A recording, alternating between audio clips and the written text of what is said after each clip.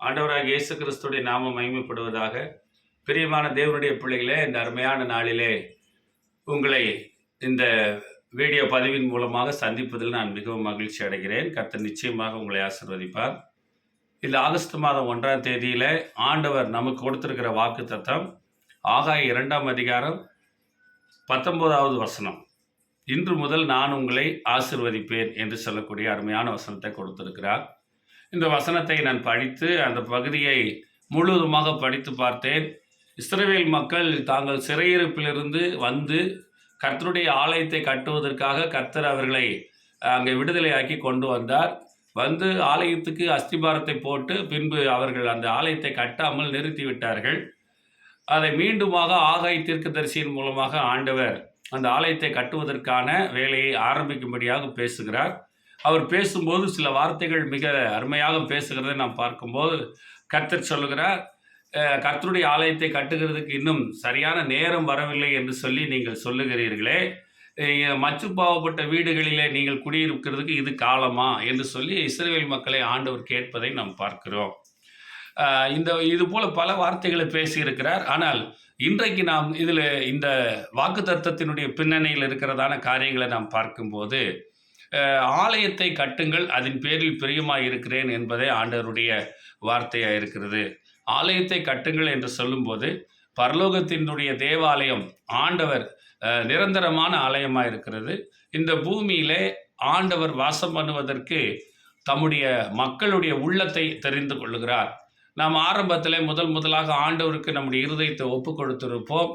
ஆனால் நம்முடைய இருதயமாகிய தேவாலயத்தை சரியாக கட்டி எழுப்பி இருக்கிறோமா என்று சொல்லி நாம் பார்க்க வேண்டும்.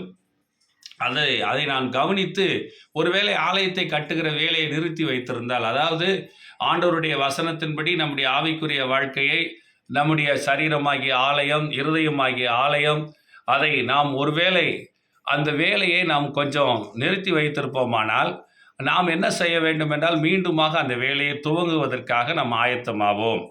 அப்பொழுது தான் இந்த வார்த்தையை ஆண்டவர் இந்த வாக்குத்தத்த வார்த்தையை சொல்லுகிறார். இன்று முதல் நான் உங்களை ஆசீர்வதிப்பேன்.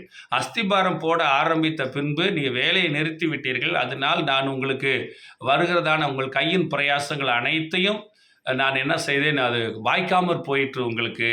அவைகளெல்லாம் நான் தான் உங்களுக்கு அப்படிப்பட்ட சூழ்நிலை ஏற்படுத்தினேன். நீங்கள் ஆலயத்தை கட்டுகிறதுக்காக முயற்சி செய்கிறபடினாலே இன்று முதல் நான் உங்களை ஆசீர்வதிப்பேன் என்று ஆண்டவர் சொல்லியிருக்கிறார்.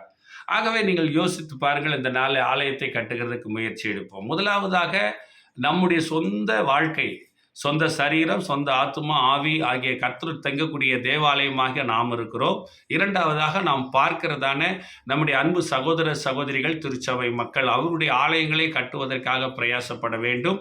அதே போல நமக்கு தேவன் கொடுத்திருக்கிற நம் கூடி ஆராதிப்பதற்காக கர்த்தர் கொடுத்திருக்கிற ஜெப வீடோ கூடாரமோ அல்லது ஆலயமோ, அந்த கட்டடத்தை கட்டுவதற்காகவும் நாம் இன்னும் நேரம் வரவில்லை, இன்னும் நேரம் வரட்டும், அடுத்த வருஷம் பார்க்கலாம், அடுத்த மாதம் பார்க்கலாம் என்று சொல்லி இல்லாதபடி இன்றே நாம் எல்லாரும் சேர்ந்து ஆலயத்தை கட்டுவோம். கர்த்தர் நம்மை நிச்சயமாக ஆசீர்வதிப்பார். ஆண்டவர் உங்களை நிச்சயமாக ஆசீர்வதிப்பார் என்று விசுவாசிக்கிறேன். ஒரு சிறிய ஜெபம் இருக்கலாம். ஆண்டவரே, உம்மை நன்றியோடு துதிக்கிறோம்.